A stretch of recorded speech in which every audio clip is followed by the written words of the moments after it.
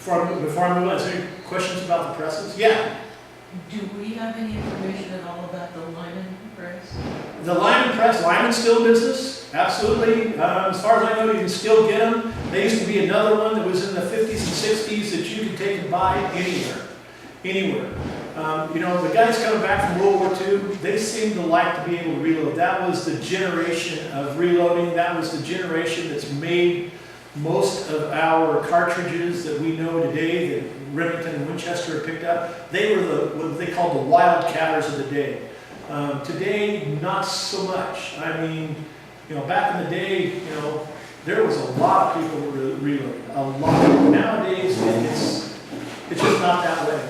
There's a lot of hunters out there, but the rifle is just a tool, something that they use to go hunting with. Okay? And there's just not the guys out there that do it for the hobby like there used to be. I mean, if you go to a bench rest match or an F-class, I'll bet you the average age of those guys are 40s, 50s, 60s. You know, bench rest is probably even older than that. It's just one of those things that just hasn't continued with the younger generations. But yeah, see, Lyman is still around, still doing good. You can order just about anything from Lyman. I mean, if there's a piece missing, a lot of times you can call Lyman and say, I can't find a decapping pin for one of your dies. They'll ask you the model number of the die, or they'll try to ask you some questions if there's been a revision or whatnot, so they can make sure to give you the right one. A lot of times they'll ship you like decapping pins for free. They won't even charge you. They'll just send them to you because they want you happy. Okay. Equipment needed. This is equipment needed. This is not what you should have, but this is equipment needed to do the job of reloading. You need a bench.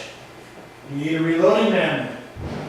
You need safety glasses, press, dies, shell holder, a scale, a powder funnel, a shell block, case trimmer and shell holder pilot, a set of calipers, a deburring tool, case lube and lube pad, and a primer pocket cleaner. I'll leave that up there and I'll just continue to talk so you guys that want to take notes. That is what is needed. You cannot get away without those. There's other things that you're going to want just because it's going to make your job easier, but those are the things that are needed. Somewhere here, at least I thought I did. I didn't bring a shell block. I thought I had grabbed a shell block and stuck it in my box. But I evidently didn't. Oops. But all it is you can pick them up at the store for $4 or $5. If you like working with wood, you can make one yourself. If you have a drill press, you can make one. I mean, you know, there's guys out there that make them and turn around and sell them because they're kind of cool. I mean, instead of being made out of plastic, they're made out of wood. I like the wood. They just, you know, to me, they just look more nostalgic because that's what my dad always used, was a wood one. Now they got them in plastic. So, you know, you can buy them in aluminum. You can buy them, you know, just about any material you want if you're willing to pay the price. But, yeah, just taking a block of wood, making sure that the hole that you're drilling is big enough for the case to stick down through, and you can just drill the hole all the way through it, and then glue a piece of masonite to the back side of it, and you're done. You know, you've got a super good shell holder or loading block. So, everybody got that? Need a little more time? Okay, we'll move on. Additional equipment you should have. This is the stuff that's going to make your job easier. More pleasant, I'll put it that way. Powder measure. This is a powder measure. You don't really need one, you need a scale, because you need the scale to set the powder measure. But the powder measure, that's going to take and move things along quite well. Or you can take and do, as I have, this is my newest toy, I got this about a year ago, is a powder measure and scale combined. And it'll take and automatically measure the powder out for me. I tell it to drop 50 grains of powder, hit start, and it takes and drops 50 grains of powder for me. So I don't have to sit there looking at my scale and trying to trickle in the right amount, it just trickles in the right amount of powder by itself, and you go. Our CBS makes one of those. I'll take and cover all that in the powder measure stuff.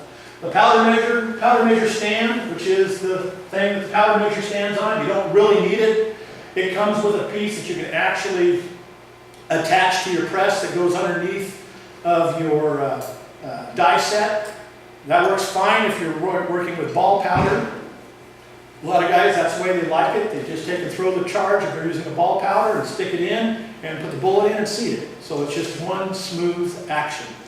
So the powder measure stand is an option, but I like it. I like having it. If not, you got to take and mount the piece that they made to have a hole that goes on the press. You got to mount that to the press, and then you're working down below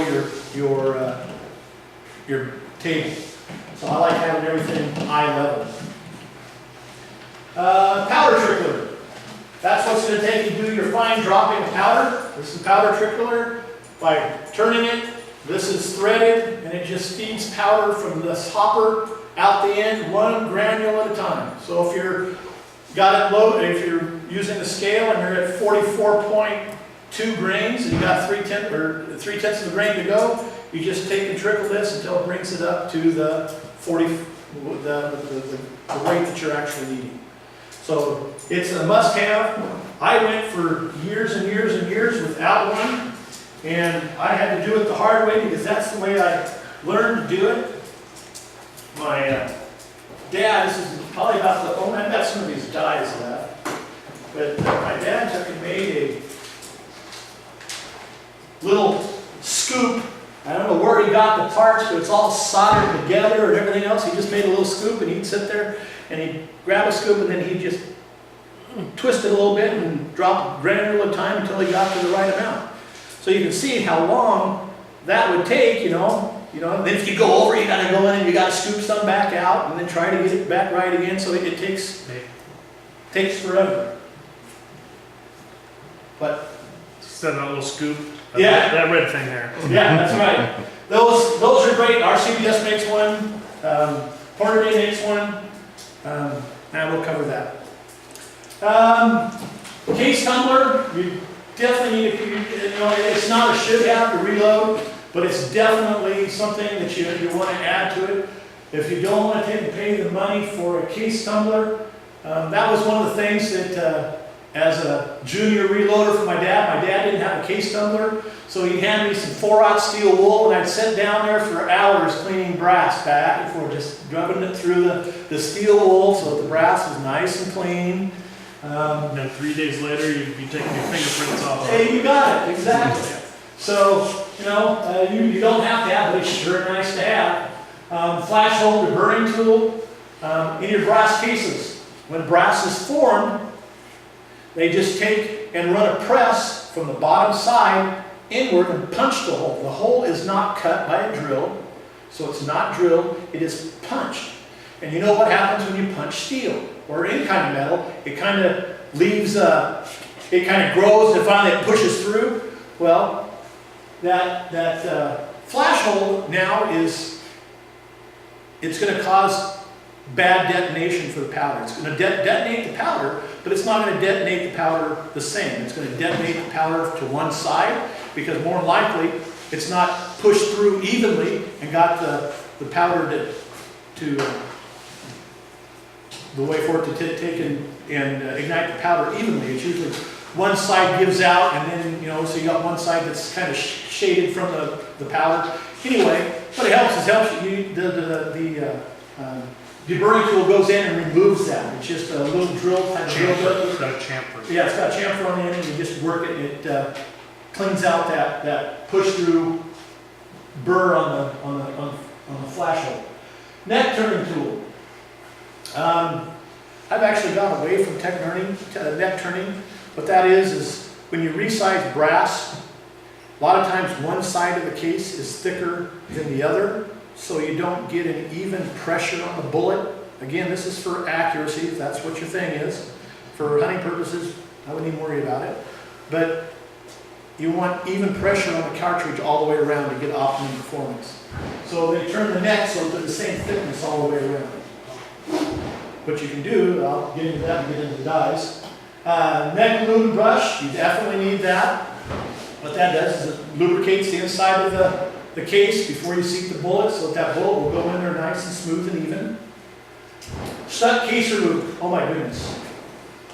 If you don't have, that should, you know, I've almost put that on a must-have every single time, especially for new, this isn't even it, probably combo, I must have left it at home, is a stuck case remover. Because inadvertently, you're going to take and not get enough lube on that case, and you're going to get a case stuck. You're going to take and go to resize it, and you'll go to pull it back out, and you'll tear the lips right off of the case. You'll tear the rim right off of the case because you didn't put enough lube on it. And you're done. The only way you're going to take and get that case out is with a stuck case remover. I had a video, for some reason on my wife's computer, this is my wife's laptop, I can't play the video on my wife's laptop for some reason, it played fine on mine, is they demonstrate how to use a stuck case remover. And you can go out to RCBS, and you can go to YouTube and type in stuck case remover, and then you would watch the video put out by RCBS on how to do it. He said their biggest customer assistance job is removing stuck cases from die sets. And so it still is today, and the stuck case remover, I've had mine for 25 years. You know, it's just one of those things that you will need it because